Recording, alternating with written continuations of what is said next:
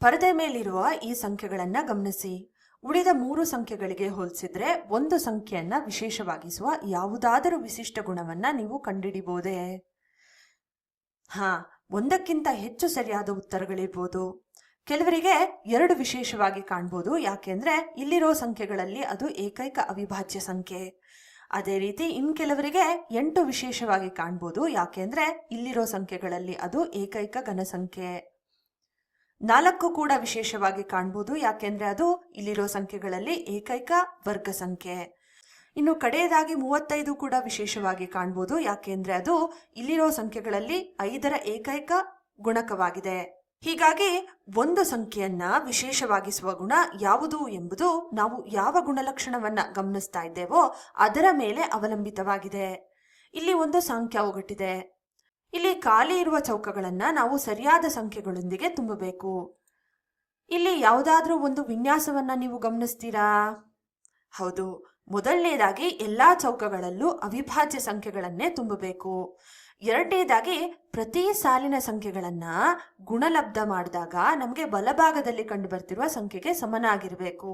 ಇನ್ನು ಮೂರನೇದಾಗಿ ಪ್ರತಿ ಕಾಲಂನ ಸಂಖ್ಯೆಗಳ ಗುಣಲಬ್ಧ ಕೆಳಭಾಗದಲ್ಲಿರುವ ಸಂಖ್ಯೆಗೆ ಸಮನಾಗಿರ್ಬೇಕು. ಅಂದ್ರೆ ನಾವು ಅವಿಭಾಜ್ಯ ಅಪವರ್ತನಗಳನ್ನ ಒಂದು ಗ್ರಿಡ್ನ ರೂಪದಲ್ಲಿ ಸರಿಯಾಗಿ ಜೋಡಿಸ್ತಾ ಇದ್ದೇವೆ ಅಷ್ಟೇ. ಬನ್ನಿ ಈ ಒಗಟನ್ನ ನಾವೇ ಬಿಡಿಸೋಣ. ಮೊದಲ ಚೌಕದಿಂದ ಪ್ರಾರಂಭಿಸೋಣ.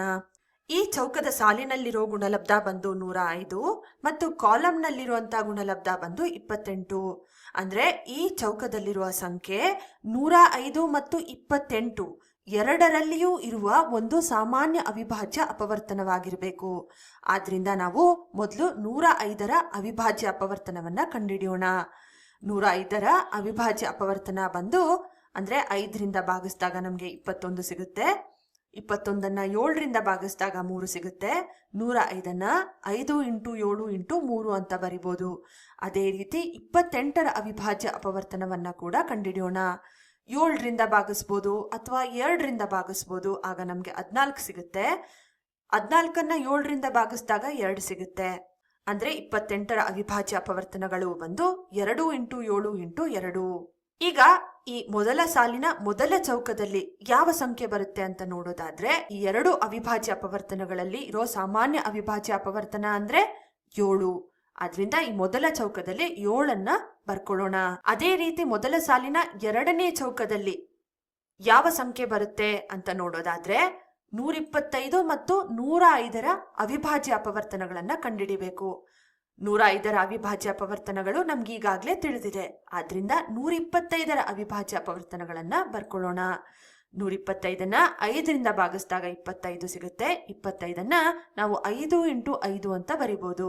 ಆದ್ರಿಂದ 125 ಬಂದು 5 × 5 × 5ಕ್ಕೆ ಸಮ.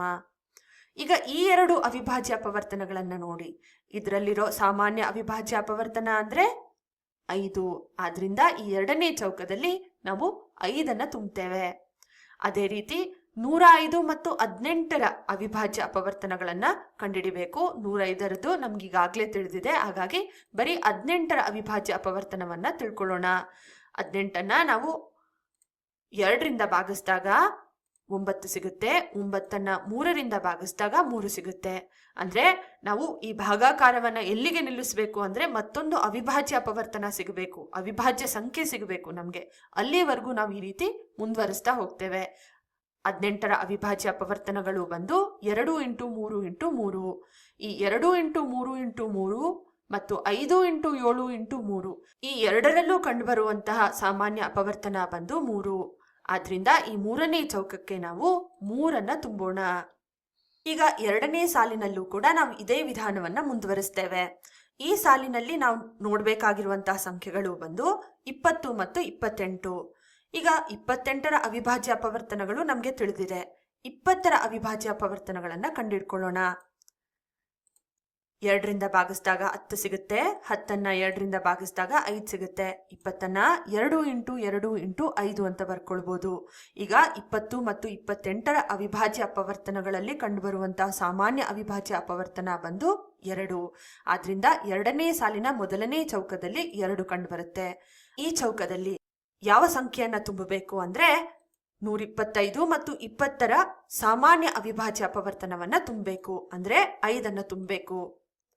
ಅದೇ ರೀತಿ ಎರಡನೇ ಸಾಲಿನ ಮೂರನೇ ಚೌಕದಲ್ಲಿ 18 ಮತ್ತು 20ರ ಸಾಮಾನ್ಯ ಅವಿಭಾಜ್ಯ ಅಪವರ್ತನವಾದ 2 ತುಂಬಬೇಕು.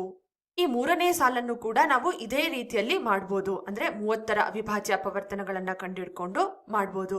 ಆದ್ರೆ ಅದಕ್ಕಿಂತ ಒಂದು ಸುಲಭ ಉಪಾಯ ಇದೆ. ಅದೇನು ಅಂದ್ರೆ, ನಾವು ಈಗಾಗಲೇ ಕಾಲಂನ ಪ್ರಕಾರ ಕೆಲವು ಅವಿಭಾಜ್ಯ ಅಪವರ್ತನಗಳನ್ನ ಬಳಸಿದ್ದೇವೆ. ಆದ್ರಿಂದ ಈಗ ಉಳಿದಿರೋ ಅಪವರ್ತನವನ್ನ ಮಾತ್ರ ಚೌಕದಲ್ಲಿ ಬರೆಯಬೇಕು. ಮೊದಲ ಕಾಲಂನಲ್ಲಿ 7 ಮತ್ತು 2 ಈಗಾಗಲೇ ಬಳಸಲಾಗಿದೆ.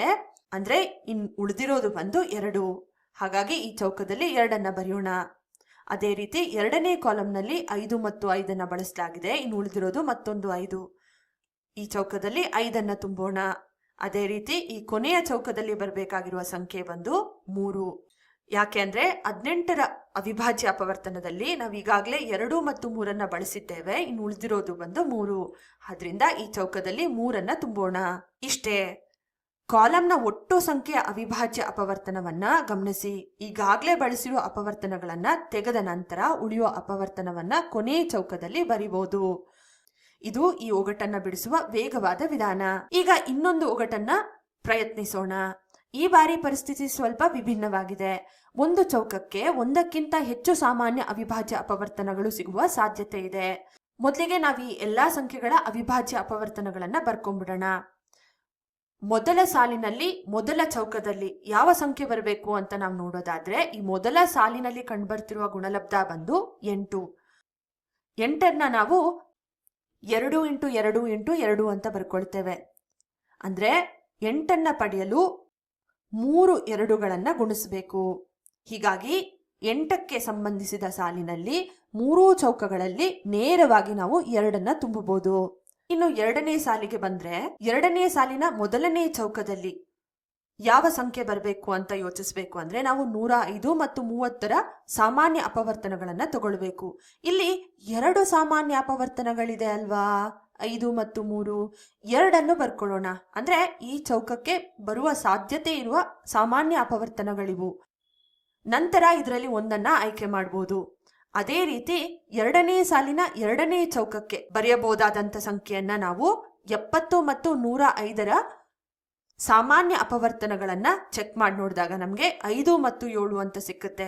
ಹಾಗಾಗಿ ಈ 2 ಕೂಡ ಇಲ್ಲಿ ಈ ಕ್ಷಣಕ್ಕೆ ಬರ್ಕೊಳ್ಳೋಣ. ಇನ್ನು ಎರಡನೇ ಸಾಲಿನ ಮೂರನೇ ಚೌಕದಲ್ಲಿ ನೋಡಿದಾಗ ನಾವು 28 ಮತ್ತು 105ರ ಸಾಮಾನ್ಯ ಅವಿಭಾಜ್ಯ ಅಪವರ್ತನ ಬಂದು 7. ಆದ್ರಿಂದ 7 ನಾವಿಲ್ಲಿ ಫಿಕ್ಸ್ ಮಾಡ್ತಾ ಇದ್ದೇವೆ. ಈ ಮೂರನೇ ಚೌಕಕ್ಕೆ 7 ಫಿಕ್ಸ್ ಮಾಡಿದ ನಂತರ ನಾವು ಪುನಃ ಎರಡನೇ ಚೌಕಕ್ಕೆ ಅಂದ್ರೆ ಅದೇ ಸಾಲಿನ ಎರಡನೇ ಚೌಕಕ್ಕೆ ವಾಪಸ್ ಬರ್ತೇವೆ. ಇಲ್ಲಿ 7 ತೆಗೆದು ಹಾಕಬೇಕು. ಅಂದ್ರೆ 7 ಈಗಾಗಲೇ ಬಳಸಿದ್ದೇವೆ ನಾವು. ಆದ್ರಿಂದ 5 ನಾವು ಈ ಎರಡನೇ ಚೌಕದಲ್ಲಿ ತುಂಬುತ್ತೇವೆ. ಅದೇ ರೀತಿ ಮತ್ತೆ ಪುನಃ ನಾವು ಎರಡನೇ ಸಾಲಿನ 1ನೇ ಚೌಕಕ್ಕೆ ವಾಪಸ್ ಬಂದು ನೋಡಿದಾಗ 5 ಈಗಾಗಲೇ ಬಳಸಲಾಗಿದೆ. ಆದ್ರಿಂದ ನಾವು 3 ಇಲ್ಲಿ ತುಂಬಬೇಕು. ಈ ರೀತಿಯಲ್ಲಿ ನಾವು ಒಂದಕ್ಕಿಂತ ಹೆಚ್ಚು ಸಾಮಾನ್ಯ ಅವಿಭಾಜ್ಯ ಅಪವರ್ತನಗಳು ಸಿಕ್ಕಾಗ ಅದರಲ್ಲಿ ಆಯ್ಕೆಯನ್ನ ಮಾಡ್ತೇವೆ. ಈಗ ಅತ್ಯಂತ ಸುಲಭವಾದ ಭಾಗಕ್ಕೆ ಬಂದಿದ್ದೇವೆ. ಕೊನೆಯ ಸಾಲಿಗೆ ಪ್ರತಿ ಕಾಲಂನಲ್ಲಿ ಉಳಿದಿರೋ ಅವಿಭಾಜ್ಯ ಅಪವರ್ತನವನ್ನ ಬರೆದ್ರಾಯ್ತು. ಮೊದಲ ಕಾಲಂನಲ್ಲಿ 5 ಉಳಿದಿದೆ. ಹಾಗಾಗಿ 5 ಬರೆಯೋಣ. ಎರಡನೇ ಕಾಲಂನಲ್ಲಿ 7 ಉಳಿದಿದೆ. ಹಾಗಾಗಿ 7 ಬರೆಯೋಣ. ಮೂರನೇ ಕಾಲಂನಲ್ಲಿ 2 ಉಳಿದಿದೆ. ಹಾಗಾಗಿ 2 ಬರೆಯೋಣ. ಅದ್ಭುತ, ಒಗಟು ಪೂರ್ಣಗೊಂಡಿದೆ. ಎಲ್ಲಾ ಸಾಲುಗಳು ಮತ್ತು ಲಂಬ ಸಾಲುಗಳಲ್ಲಿರುವ ಗುಣಲಬ್ಧವನ್ನ ನಾವು ಪರಿಶೀಲಿಸಿದ್ರೆ ಅವು ಕೊಟ್ಟಿರುವ ಸಂಖ್ಯೆಗಳಿಗೆ ಸರಿಯಾಗಿ ಹೊಂದಿಕೆಯಾಗತ್ತೆ. ಈಗ ಪಠ್ಯಪುಸ್ತಕದಲ್ಲಿರುವ ಕೆಲವು ಒಗಟುಗಳನ್ನ ನೀವೇ ಬಿಡಿಸಿ.